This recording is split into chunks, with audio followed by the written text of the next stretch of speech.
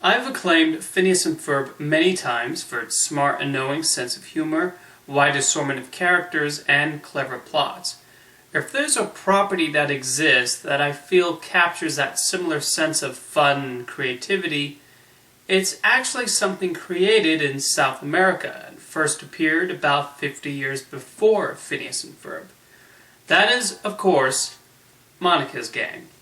Created by Maurício de Souza, these comics are hugely successful in its home country of Brazil, and for very good reason.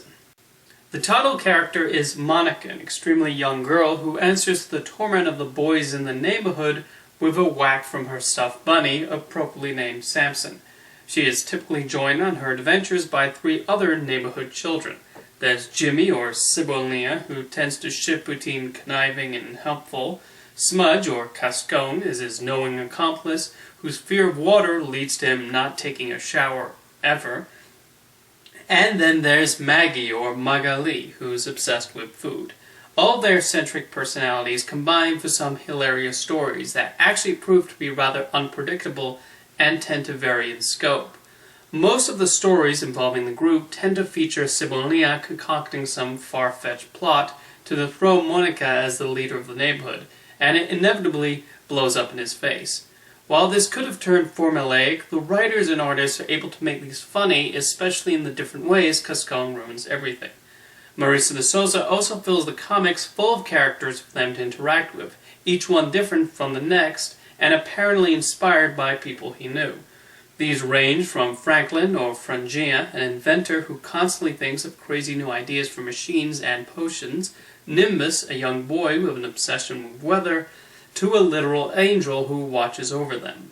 Some of the stories would occasionally be simply funny little tales about them playing in the neighborhood or in the house. Other times they would reach into the absurd. One infamous comic has Cebolinha getting the same banana-shaped haircut as Monica and taking full advantage of it. And due to the different cultural sensibilities of Brazil, there's one panel that gets away with having Cebolinha flash his mother when she confuses him for Monica. What's impressive is that even though the characters typically stay the same age, the comics are able to keep continuity mostly intact. So they frequently reference past adventures and even make references to other forms of media they've appeared in. And there is a lot of fourth wall breaking. The characters are aware they're in a comic book and frequently interact with the artists.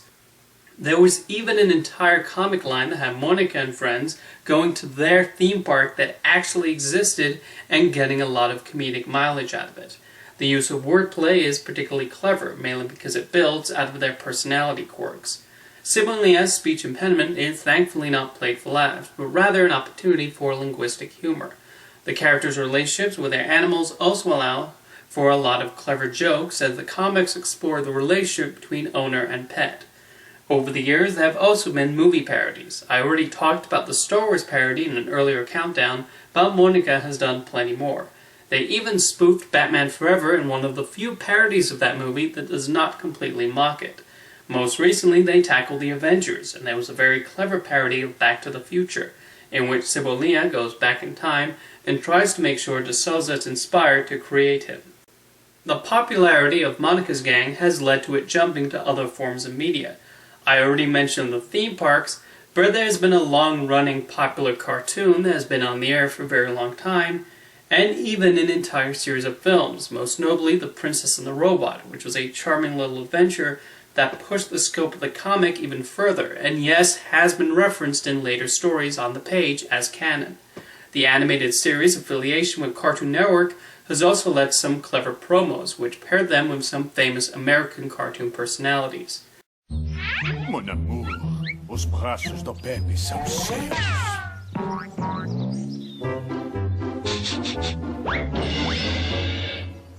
Turma da Mônica, de segunda a sexta às 11 da manhã, no Cartoon Network. Recently, a new series put them in manga format for a special series called Teen Monica. At first it seems jarring looking at the changes done to the characters, right down to Cascone happily showering now. However, the universe has been built surrounding it allowed it to work as its own little side adventure. The manga format even resulted in de Souza's creations interacting with Osamu Tezuka's famous icons. Monica's Gang has been involved with social projects as well. They're the obvious ones, like opposing the destruction of the rainforest, but they've also partnered with UNICEF, and the Monica's Gang website joined many other internet communities in protesting against the SOPA bill. For some reason, Monica's Gang has not been a success in English-speaking countries. There are translated comics available, and through the archive.org Wayback Machine you can read the English comics. Apparently there was an attempt in the 90s to bring them to the United States, but that fell through, I guess. I think with the proper distribution model, Monica's Gang could be as big as the aforementioned Phineas and Ferb. I can almost see a well-written and voiced English dub of the cartoon sitting alongside Phineas and Ferb in Gravity Falls on the Disney Channel lineup. The comics have that level of sophistication and wit. Even something as simple as Marissa de Souza Productions teaming up with a big animation studio like Illumination or Blue Sky or Sony Animation to make a big-budget CG animated feature film could result in a boost of popularity for it. In any case, if you've never given these comics a look, seek out the English language translations, and I think you might find yourself endeared with that world and its inhabitants. See you next time.